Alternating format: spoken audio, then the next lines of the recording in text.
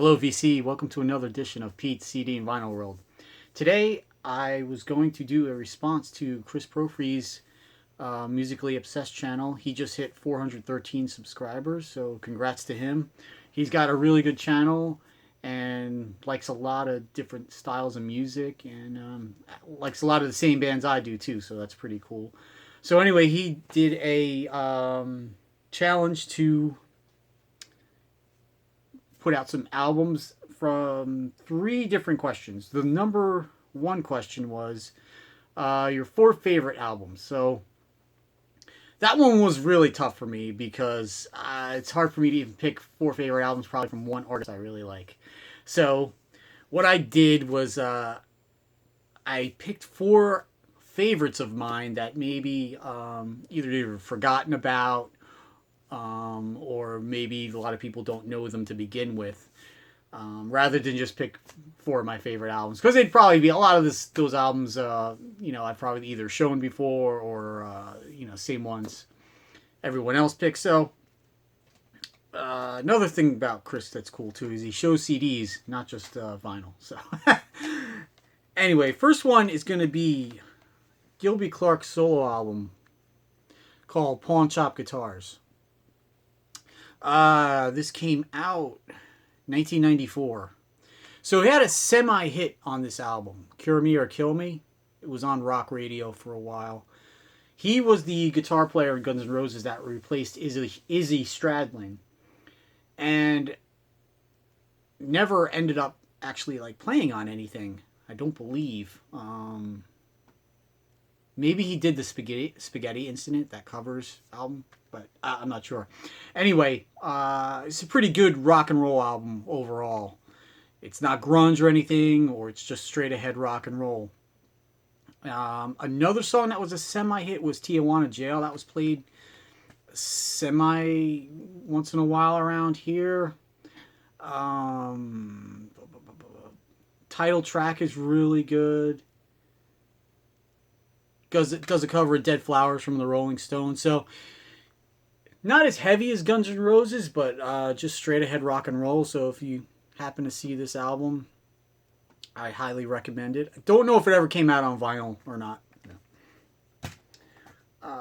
Next up is Erik Johnson, Via Musicom.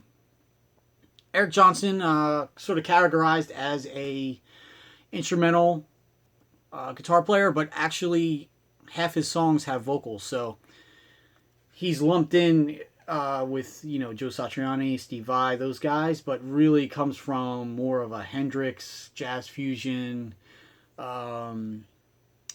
blues background. In fact, he was on the first G3 tour with Steve Vai and Joe Satriani. It really didn't fit in too well. If you ever saw that home video they put out, that tour, he just doesn't fit in with those guys too well. But anyway, this is one of my favorite albums of all time, I have to say, not just a forgotten favorite. Cliffs of Dover was probably the most well-known song from this album. It was on rock radio. You would probably recognize it if you heard it, the melody from that. But the thing I like about his songs too is his songs with vocals are almost like not adult contemporary, but sort of in that realm. And then all of a sudden this blazing guitar solo comes out.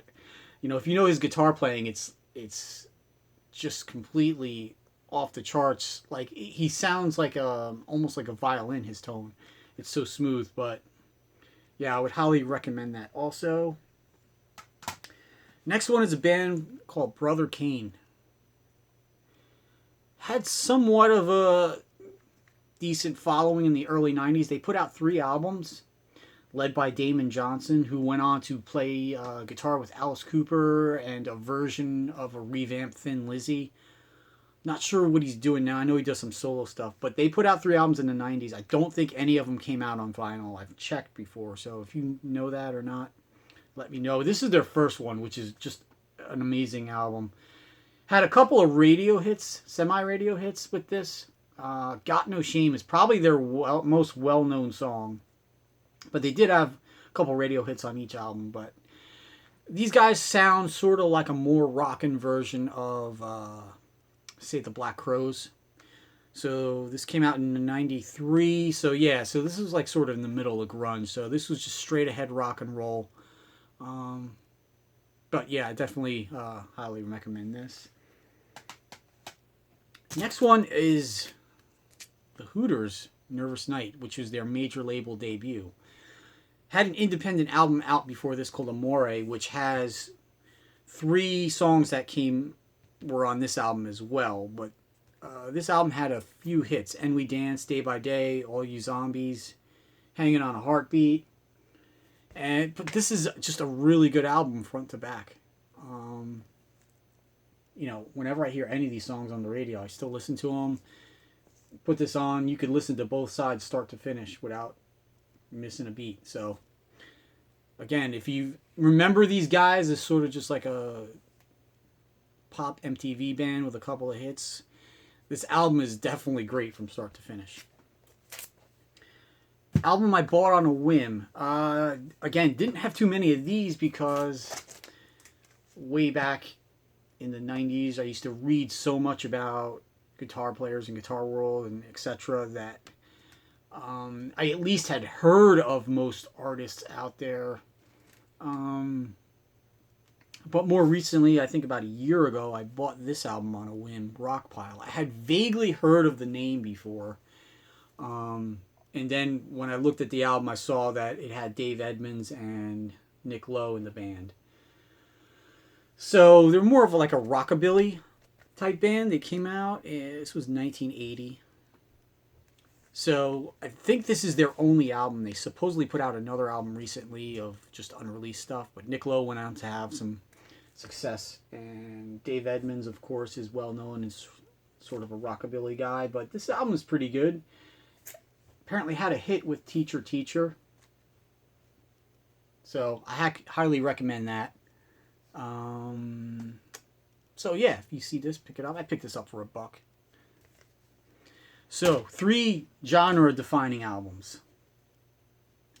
I'm not very knowledgeable in blues, jazz, all that, but So I'm going to discuss what I'm more familiar with, the rock world. So first one is Bon Jovi, Slippery When Wet. So this sort of defines what's known now as hair metal.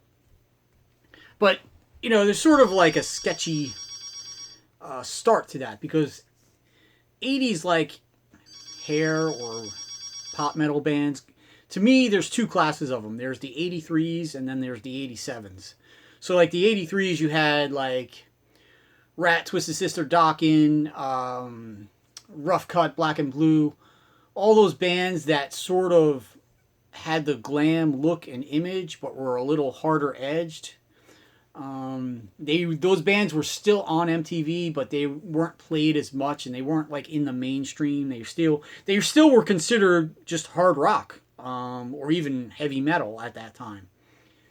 Once this album, and Bon Jovi was actually part of that too. They had 2 albums released previously, so they were part of that original metal, 80s metal movement. Once this album came out, this started the whole bringing hair metal into the mainstream. These guys were all over MTV. After them came Poison, Warrant, all those bands, Winger, and sort of that's what really killed the rest of metal eventually also because everything was lumped together.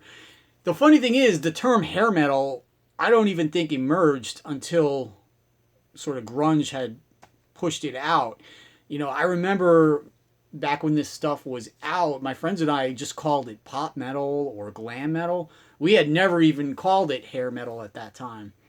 So Bon Jovi was a New Jersey band, so I'm from Jersey, so there was definitely a lot of hate for these guys in my high school amongst the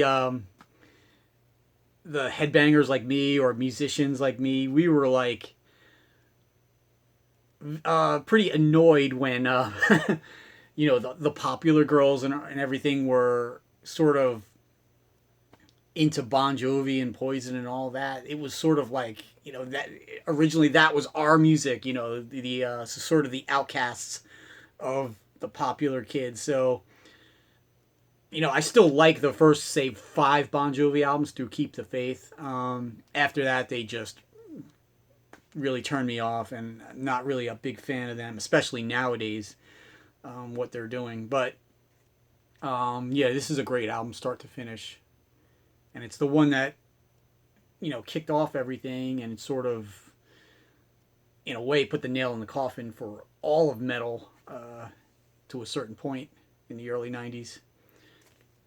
Next one, staying on the metal theme. This is a defining progressive metal album. So, you had the progressive bands of the 70s. Yes, Genesis, Emerson, Lake and Palmer,